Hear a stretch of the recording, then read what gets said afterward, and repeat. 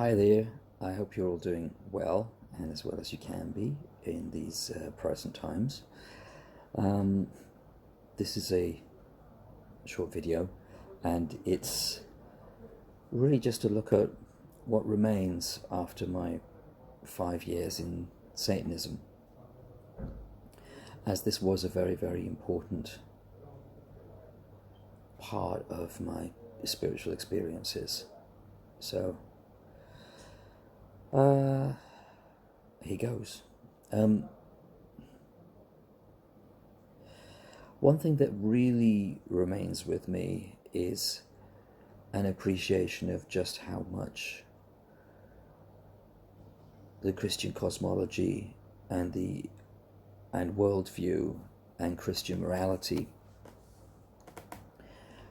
still influences our life and still influences things such as neo-paganism.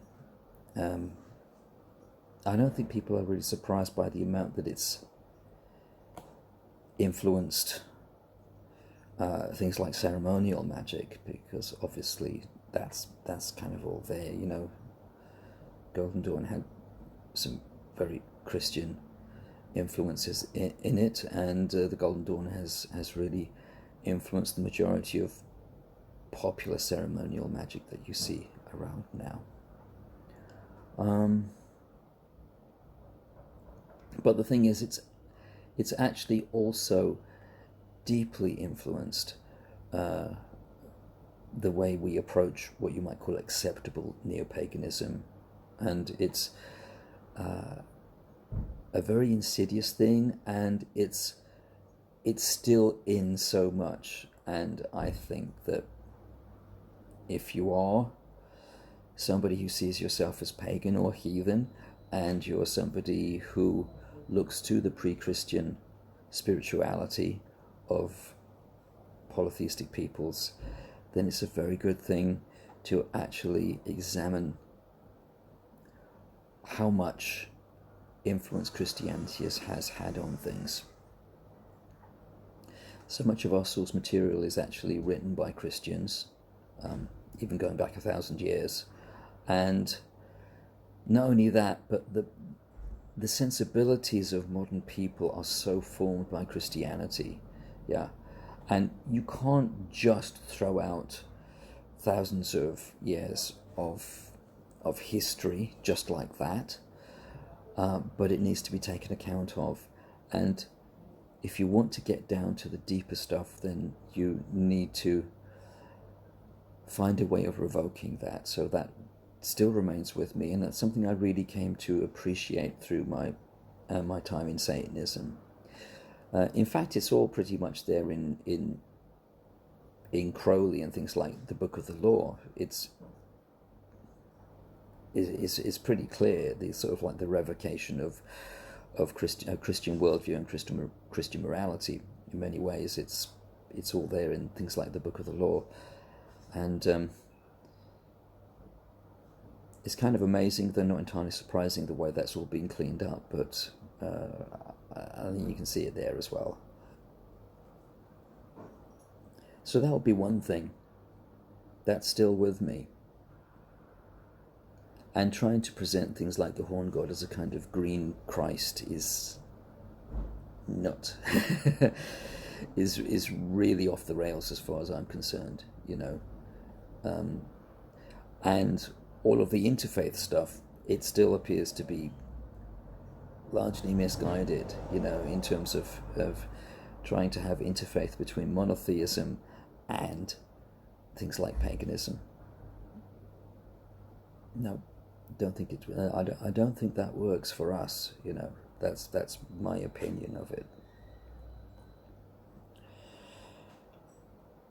There are all sorts of things, all sorts of questions which arise for me.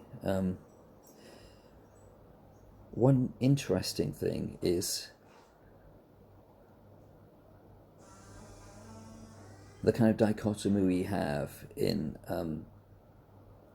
or between the view that, for instance, the gods are archetypes and are psychological and what have you, or even beyond psychology, but they're archetypes, and the other that they are actual independent entities, and it tends to be either one or the other. And I think that both of these things have a certain amount of validity. My root perception is, of course, that the gods are independent entities, but there are also things that we take to be gods which are essentially archetypes, and archetypes are a function. They are a very, very powerful spiritual function, but they're not the same as the independent gods. There's something different there. And so there's a question of which is which at times, and also what's it like when you, for instance, have an archetype which overlays an actual god or which coexists with the god, because the two things are different. It's a complicated question, but I think it's one that's worth looking into.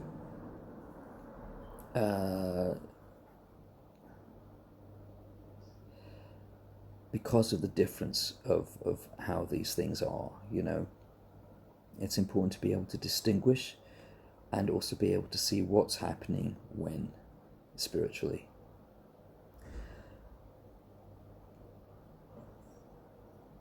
Now, another thing, I wouldn't say it's remained from Satanism, because it was very much there before, but the importance of the horn god has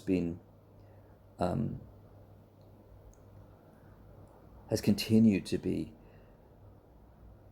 tremendously powerful for me, and it always has been since I was a preteen. It's been very important to me.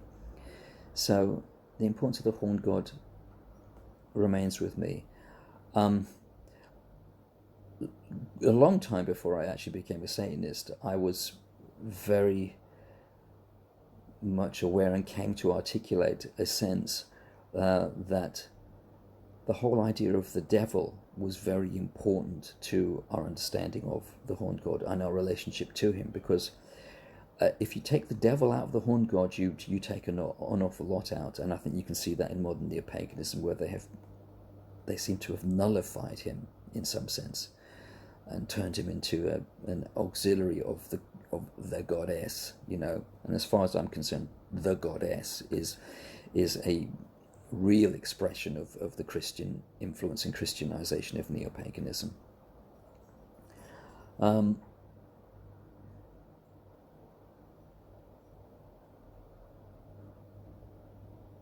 So that's nothing new for me, but it's certainly there.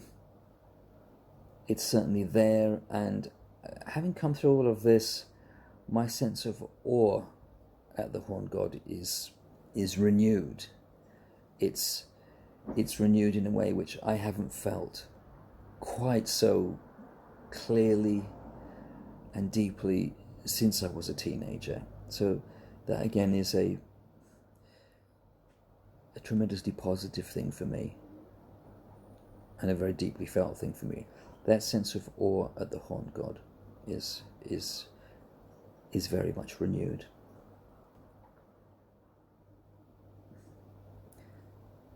And in a way, my time in Satanism seems to have almost cleansed me of something, and I do feel returned to a very deeply earthed reality of what I see most clearly expressed in things like heathenry.